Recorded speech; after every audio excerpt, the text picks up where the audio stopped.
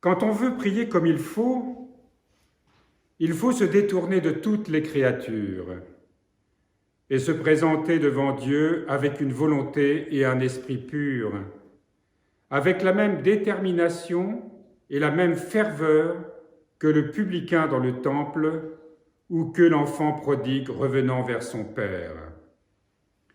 Quand on entend ces paroles, ça nous paraît évident. Mais nous savons bien que se tenir devant Dieu avec un esprit pur, ça veut dire sans penser, et avec une ferveur comme celle du fils prodigue qui décide d'abandonner son ancienne vie et retourner vers son Père. Mais au moins dans la foi, il nous faut avoir ce désir. Avoir ce désir et demander à l'Esprit Saint de nous aider, de nous donner la force, de nous donner la persévérance. Parce que quand nous nous mettons en prière, eh bien, nous pouvons être dérangés par les pensées. Si nous avons été particulièrement troublés par des événements dans la journée, ces pensées reviennent. Mais seulement si nous demandons vraiment très humblement au Seigneur d'écarter ces pensées et de nous tenir devant lui avec cette foi qui est celle de l'enfant qui sait que, en se tournant vers son Père, vers ses parents, eh bien, en tenant son regard, en se tenant dans leur présence, il obtiendra ce dont il a besoin.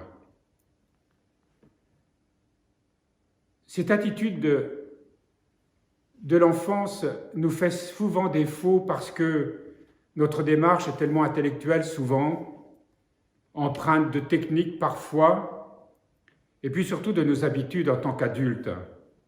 Se tenir devant Dieu comme un petit enfant qui sait que lorsque nous nous tournons vers lui, eh bien, il nous accueille et nous chérit.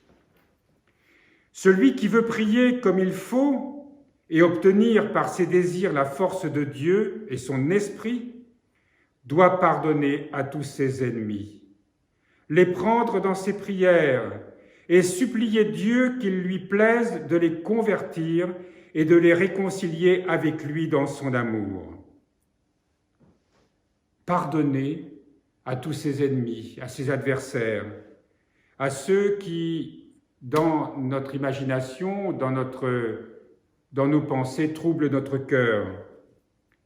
Les prendre dans notre prière, sans chercher à cogiter, évidemment, sans laisser la pensée gambader et dresser les tréteaux de la justice comme on sait le faire habituellement, mais les prendre dans notre cœur et les présenter à Dieu, sans chercher à juger, sans dire « Seigneur, je te les présente parce que vraiment ils sont nuls et il faut vraiment que tu les convertisses parce que ça m'arrangerait bien ». C'est pas comme ça, bien sûr.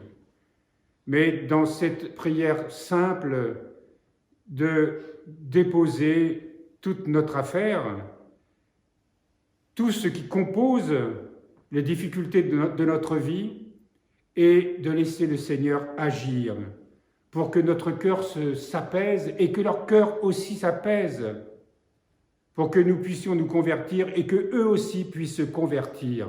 Se convertir à quoi? Eh bien, se convertir dans cette quête où, sans la paix de Dieu, on ne fait rien de bon. Il n'y a pas de joie sans paix. Il n'y a pas de paix sans acceptation des peines qui ponctuent notre existence. Parce que le Seigneur, lui, lorsqu'on se tourne vers lui, nous donne la force, la grâce, la consolation, l'intelligence. Il nous élève au-dessus des choses et nous permet d'avoir un autre regard, une autre vision. Bref, en quelque sorte, il transforme toutes nos difficultés en grâce, en lumière et en vie. Ainsi, il ne restera dans son cœur aucun serpent qui le retienne, ou qui ôte à l'âme toute la vertu de la prière, comme le dit le Seigneur Jésus. Le diable ôte la parole de leur cœur afin qu'ils ne croient pas, qu'ils ne soient pas sauvés. Il dit ailleurs, lorsque tu apportes ton offrande à l'autel, si là tu te souviens que ton frère a quelque chose contre toi, laisse là ton offrande devant l'autel. Va d'abord te réconcilier avec ton frère, puis viens présenter ton offrande. Et dans l'oraison dominicale, il dit encore « Pardonne-nous nos offenses comme nous pardonnons à ceux qui nous ont offensés ». C'est là quelque chose qui est de l'ordre du vivant,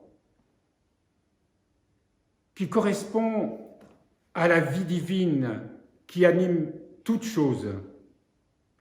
Si notre cœur est fermé par la rancœur, par le ressentiment, par la colère, si nous sommes prisonniers de la victimisation, etc., notre cœur est fermé. Et nous n'avons pas cette humilité qui permet à Dieu de venir nous guérir. Il nous faut demander la grâce de nous libérer de cette tyrannie. Si nous ne pardonnons pas, nous ne pouvons pas être pardonnés. Si nous ne parvenons pas à nous libérer de ces chaînes, nous ne pouvons pas recevoir la grâce. Mais si nous la demandons, nous la recevrons. Et même, quand bien même notre petit moi continuerait de nous harceler en essayant de nous retenir dans ses griffes, eh bien, il y a en nous une conscience spirituelle qui se situe dans le cœur profond de notre nature, qui, elle, boit à la source divine.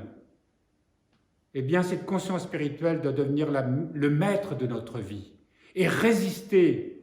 C'est le combat entre la chair et l'esprit. Et nous ne pouvons pas mener ce combat sans la prière, une prière fervente, une prière humble, une prière confiante, pleine d'espérance, sachant que lorsque se tourne vers Dieu, nous obtenons tout ce qui est nécessaire pour que nous puissions accomplir un vrai chemin de sainteté. Si nous agissons ainsi, l'ennemi ne nous tentera pas par la haine que nous avons conçue. Il ne nous fera pas obstacle et ne nous jettera pas dans le doute.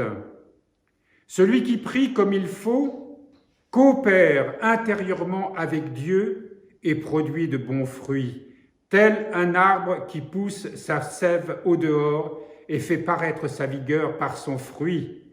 C'est ainsi qu'en l'homme, la véritable vertu divine se manifeste au dehors par les bonnes œuvres et les vertus. Coopérer avec Dieu, pour que Dieu justement puisse faire naître en nous des fruits de charité, des fruits d'amour. Coopérer avec Dieu, c'est notre vocation. Au fur et à mesure qu'il nous guérit, au fur et à mesure qu'il nous transfigure, cette sève de la nouvelle vie en nous produit de bons fruits.